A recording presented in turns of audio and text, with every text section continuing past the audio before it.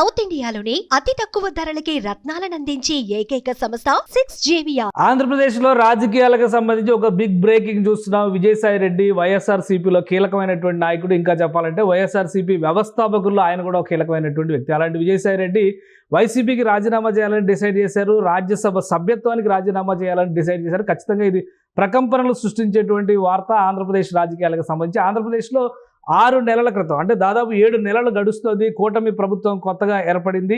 అఖండమైనటువంటి మెజారిటీతో 164 సీట్లు గెలుచుకోవడం ద్వారా ఎన్డీఏ కూటమి అఖండ విజయం సాధించింది. అదేవిధంగా కనీసం ప్రతిపక్ష హోదా కూడా సాధించలేనటువంటి నిస్సహాయ స్థితిలోకి వైఎస్ఆర్సీపీ పడిపోయింది. కేవలం 11 సీట్లకే పరిమితమైంది. ఈ నేపథ్యంలో వైఎస్ఆర్సీపీకి మాత్రం రాజ్యసభలో, అటు ఆంధ్రప్రదేశ్లో ఉన్నటువంటి శాసన మండలిలో మాత్రం గట్టి పట్టు ఉందన్నమాట వాస్తవం. మరోవైపు గత చరిత్ర ఎప్పుడు చూసినా ఆంధ్రప్రదేశ్ రాజకీయాల్లో రాజ్యసభలో క్లీన్ స్వీప్ చేసినటువంటి పార్టీ ఇప్పటివరకు లేదు. మొట్టమొదటిసారిగా వైఎస్ఆర్సీపీ 11కు 11 రాజ్యసభ సీట్లు గెలుచుకున్నటువంటి పరిస్థితి 2024 ఫిబ్రవరి మార్చి నెలలో జరిగింది. ఇది ఒక అద్భుతమని భావించాల్సి ఉంటుంది. అయితే 3 నెలల్లో ఎన్నికల తర్వాత పరిస్థితి అంతా తలకిందులైనటువంటి వాతావరణం. వరుసగా 4 రాజ్యసభ సభ్యులు రాజీనామాలు చేశారు వైఎస్ఆర్సీపీకి సంబంధించి. ఇప్పుడు మరొక సభ్యుడు, ముఖ్యంగా రాజ్యసభలో వైఎస్ఆర్సీపీ పక్షనేతగా ఉన్నటువంటి విజయసాయి రెడ్డి రాజీనామా బాట పట్టారు. ఇది ఖచ్చితంగా సంచలనం సృష్టించేటువంటి విషయం. దీన్ని ట్వీట్ చేస్తూ విజయసాయి రెడ్డి ప్రజల ముందర ఉంచారు. తను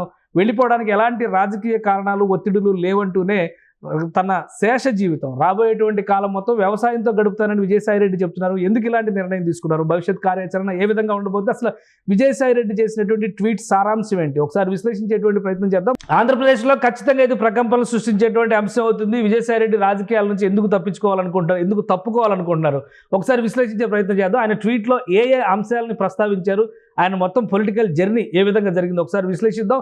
ఇది విజయసాయి రెడ్డి చేసినటువంటి ట్వీట్. రాజకీయాల నుంచి తప్పుకుంటున్నాను, రాజ్యసభ సభ్యత్వానికి రేపు అంటే 25వ తేదీన రాజీనామా చేస్తున్నాను, ఏ రాజకీయ పార్టీలోనూ చేరడం లేదు. ఇది కూడా చాలా కీలకమైనటువంటి అంశం, అండర్లైన్ చేసుకోవాల్సినటువంటి అంశం.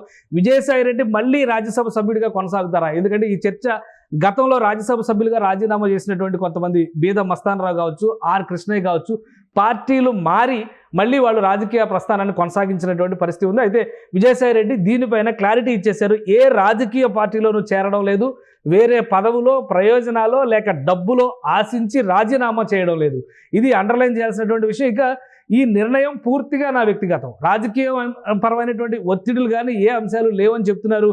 ఎలాంటి ఒత్తిళ్లు లేవు, ఎవరు ప్రభావితం చేయలేరు. 4 దశాబ్దాలుగా 3 తరాలుగా నన్ను నమ్మి ఆదరించిన వైఎస్ఆర్ కుటుంబానికి, ఎందుకంటే ఆయన వైఎస్ఆర్ కుటుంబానికి నమ్మిన బంటు రాజశేఖర రెడ్డి గారి సమయం నుంచి కూడా, అంటే ఇంకా చెప్పాలంటే 3 తరాలు అనేటువంటి మాట ఉపయోగించారు. వైఎస్ రాజారెడ్డి గారి తరం నుంచి కూడా ఆయన కుటుంబం, అలానే విజయసాయి రెడ్డి వైఎస్ ఫ్యామిలీకి వీర విధేయుడిగా మనం చెప్పాల్సి ఉంటుంది. 4 దశాబ్దాలుగా 3 తరాలుగా నన్ను నమ్మి ఆదరించిన వైఎస్ కుటుంబానికి రుణపడి ఉన్నాను. 2 సార్లు రాజ్యసభ సభ్యుడిగా అవకాశం ఇచ్చిన జగన్ గారికి, ఇంతటి ఉన్నత స్థాయికి తీసుకెళ్లిన భారతమ్మకి సదా కృతజ్ఞుడిని అనేటువంటి మాటలు చెప్పారు.